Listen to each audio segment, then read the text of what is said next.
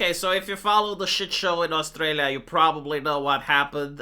There was a terrorist attack, and so the government decided to punish legal abiding folks.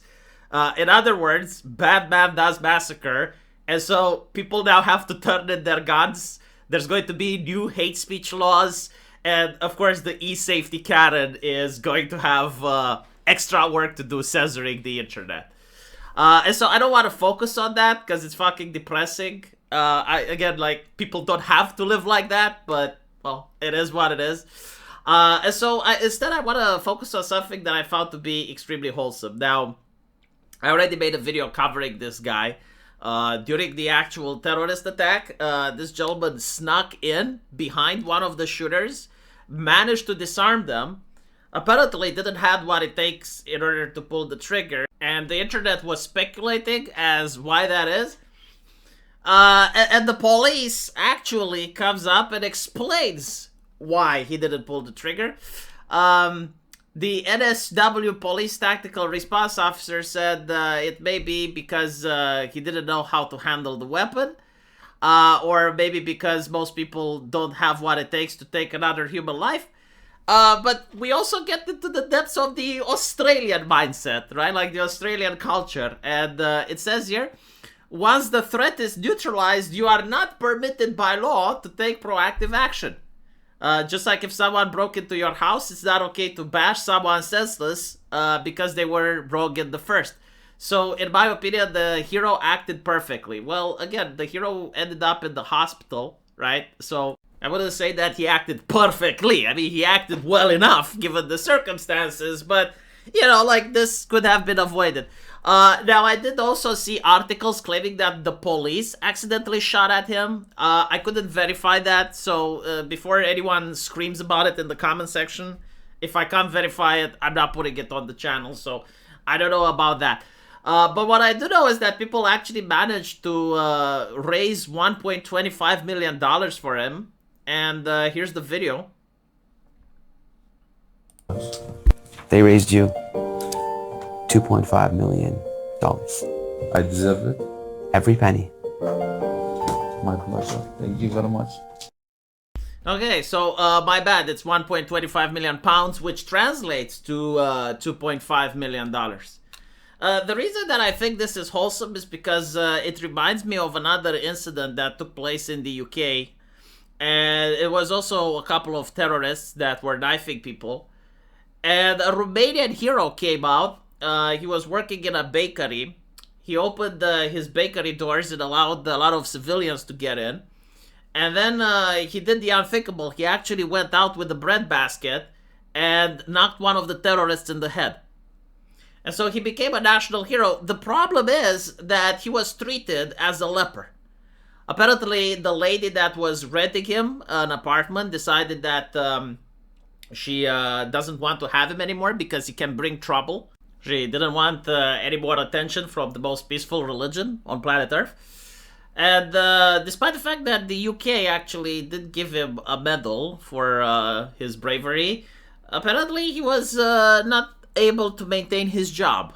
And so he comes back into the country really jaded about the whole affair. And the thing is like, okay, well, if you're going to have awful things happen, and you don't actually treat your heroes well, then next time a bad thing happens, most people will just keep walking, and they would wonder, well, why should I get into this situation?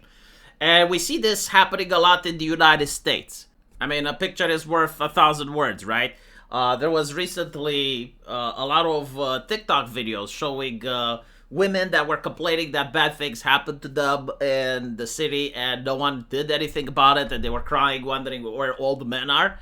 And, well, all the men are at home and they're watching this shit and they're going like, okay, that's not going to be me. Like, I have a family. If I do a heroic act and I'm actually punished for it, then I'm not going to risk my life.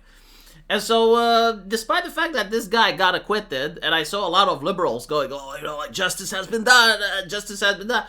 No, the process is the punishment. Like, it shouldn't even have gotten to this point. The moment that people saw the huge rap sheet that the homeless guy had, and the fact that he was actually acting unhinged, and people genuinely felt threatened and in danger, no one in their right mind would have supported this guy getting arrested.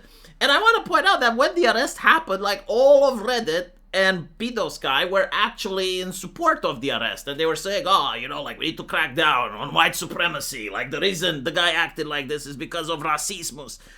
And they made his life a living hell, right? And so the way Australia behaves towards this hero, to the point where even the most hated prime minister in the world currently paid him a visit, although I don't know if that's accurate.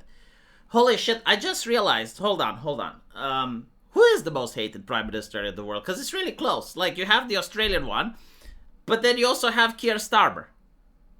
And it's really tight, isn't it? Like, it's going to be very difficult for me to make a decision.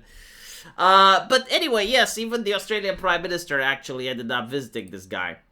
And let's see what people are saying in the comments section. They're saying, tinkering with the gun laws won't help the problem. The fact remains that Albo sought an independent report on anti-Semitism, which was received months and months ago.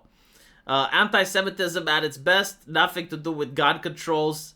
Woke ABC television, defund the ABC. Again, notice how they're having British problems and British conversations. It's fascinating, isn't it? And then you realize, oh, this is Australia. It's not the UK.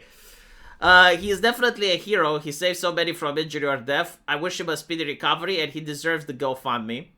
Why is it necessary for a person who lives in a metropolitan city to legally have 10 registered firearms weapons? Because we don't organize a society where people have, like, the bare necessities. Like, you know, like, if you can't justify why you have it, you don't have it. That's not a free society. That's a managed society, and you're treating adults like children. Like, if some person is capable of having 100,000 firearms and not discharging any of it in public, then he has all the reason to own 100,000 firearms. Why? Because he wants to. I never understand this argument. It's like, well, why is it necessary? So if it's not necessary, you should take it away from him? I live in the city as the 73% of our population. I also travel to properties in regional Australia, and people are having vermin problems on their farms. Most of their farmers work their butts off. Yeah, but like, you know, modern leftists, they have this unspoken mantra, fuck the people that make our food. They generally like don't understand that life in a rural area is totally different than in a city. Because the thing is, like, if you're in a city and you have a problem, you dial 911, and within 15 minutes, usually, if you're lucky, the police arrives. Sometimes the food delivery guy arrives faster than the police, but the idea is, like, eventually the police arrives. If you happen to live in a farmland, and you're, like, 1 hour away from the city, by the time the police arrives, the situation has been dealt with, no matter what that situation may have been. And it's also not about being afraid of getting home invaded, even though, like, that can happen. It's also about wild animals.